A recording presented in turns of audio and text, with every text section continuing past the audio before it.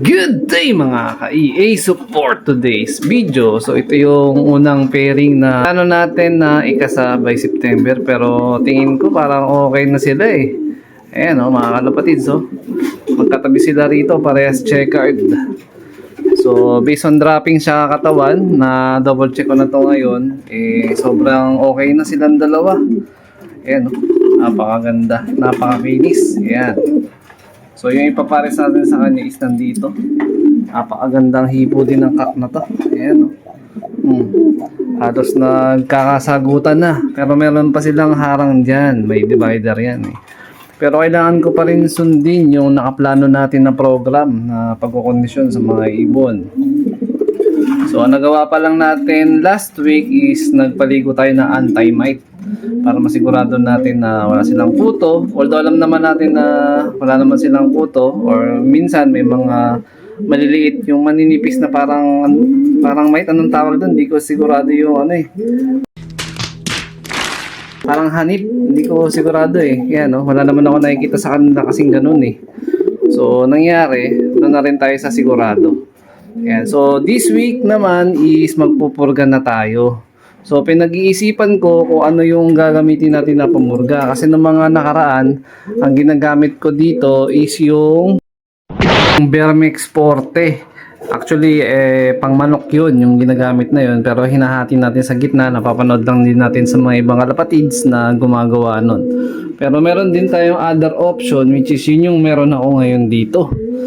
Yung bastonero. Ayan. Yung tropa natin dito na nakapagpakalak ng Santa Ana, every month ang sistema niya gumagamit siya nito. So ito, dinodilute niya lang sa 1.5 na litro ng tubig. So tanghali niya to pinapainom. So pag nagpapakain daw siya ng umaga, hindi mo na siya nagpapainom nun. Tapos pagdating ng tanghali, matik uhaw na uhaw, sa kanya lang to ibibigay. So permis, ayan. So expiration date is August 2027. Ayan. So ito, na-stock ko na to dito pero hindi ko pa nagagamit. So possible baka ito yung susunod natin na gamitin. Pero yun nga. So kung mapapansin nyo naman, nag-herbal pa tayo ngayong umaga. So baka bukas ko na to ng umaga gawin. So ngayon kasi nagbigay tayo ng molasses na may halong luya. At saka yung anong tawag nito, sibuyas. Yan, nag-organic tayo sa mga breeder natin dito. So itong pair na to, isa to dun sa gagamitin natin for summer breeding. So maximum of 2 clutch lang ang gagawin natin sa mga breeder na napili natin. Ayan. So 2 clutch, yung unang clutch panlaro, pang backup naman yung second clutch. So, dun sa second breeder naman natin, kung meron tayong black check, meron din tayo ditong red check. Yan o, napakagandang hen. Yan, Red Fox Jansen na pinaubaya sa atin ng tropa na seaman. Yan, shoutout kay Boss Gerald. Ayan o. Ito, hindi ko pa rin napupurga. Pero tingin ko kailangan pa natin talaga ma-condition to. Although maganda na rin hipo ng katawan, pero hindi pa ganun ka-okay, tsaka hindi pa namumulbos. Ayan o. So matagal na rin daw hindi ito nakasa. So tingin ko kailangan natin maibigay yung best effort ng conditioning natin dito. Ito, namumulbos na to. Ayan, si Red Bato sa ito.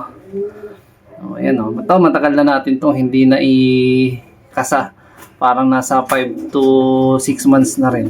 Ayan. Pero bibigay, sasabay-sabay na natin yung conditioning ko. Ano yung binibigay natin dun sa black check na dalawa na conditioning ng breeder na to. So ganun din dito. Yun nga, mas naunang na condition tong dalawa.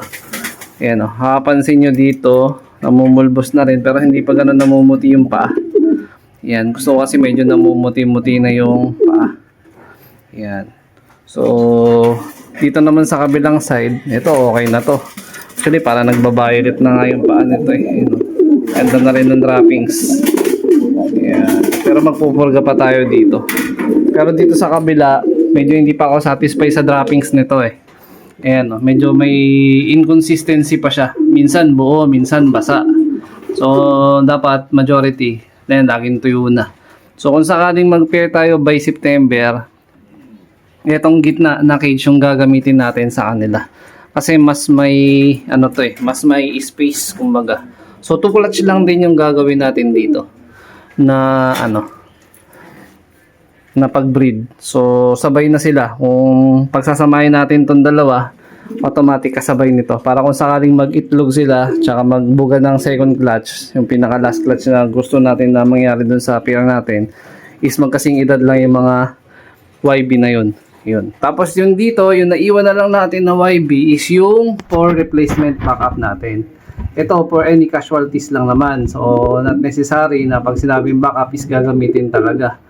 So pagdating kasi sa manlop race na sinalihan natin, meron tinatawag na yung mga ibon, although healthy siya nung dumating doon, may times din talaga dadapuan ng sakit. Meron din namang tendency pag yung tinuruan na, tapos di maiwasan, overfly din, di ba? So, ito yung backup natin. So, meron tayo dito ng dalawa. Actually, tatlo yan. Meron pa ditong isa pa. Ayan. Ito ata. Ayun, yun yan. Naka-commercial ring yun eh. Ayan. Yung isa kasi doon is pasuksok sa atin yan doon sa dulo.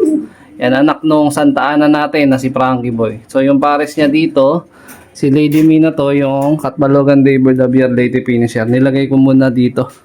Saan ba siya? Ayan, no. Dito ko muna siya nilagay. Para at least makapagpagpag siya. Hindi ko kasi siya pwedeng ilagay dito sa may hen section, sa may stock bird natin. Kasi, lima na sila nandyan eh. Nagkakarambola na nga sila dito. Actually, dito rin, 5 rin yung kak na nandyan. So, ganun din ang nagiging senaryo nila. Nag-aaway na. Pero, ito na yung pinaka-maximum heads or head count na dapat meron dito sa stock bird kak, 5. Tapos 5 rin dito sa may hen section natin. Para at least, yun, hindi na sila magkarambola ng todo. Ayan, herbal lang din yung binigay natin dito. Ayan. So, kanina lang ulit tayo nakapagpalo-apply sa mga ibon after 3 days or 4 days. Dahil gawa nga na nag-uulan. So, actually kahapon maganda na rin yung panahon pero hindi pa rin tayo nagpalipad. So, this time, or kanina, nagpalo-apply na tayo. Then, okay naman yung paikot natin. Ayan. Yung tinamaan natin na 1 icon dito. Yung nakaraan. Pero okay na siya. Siguro nasa 70% na yung niya, progress ng Ayun o, medyo pumipigit-pigit pa yung gilid ng mata sa kabila. Pero okay na yan. Yan. Iba nating ibon, wala namang problem. Siya lang. Tapos ito yung breeder na binaklas natin. Ayan, pangit pa droppings niya. Susama na siya dito para makapagpagpag siya. Ayan, ito yung unang-unang anak nung breeder natin na to. Yan, naka-abuyog cup. Yung full sieve niya sana is dapat panlipad natin ng MacArthur. Yan lang. Nag-overfly naman sa atin noong nakaraan na linggo. So, meron tayong total of 2 na ibon na nawala na. Isang abuyog cup na banded, tsaka isang MacArthur banded. Ayan.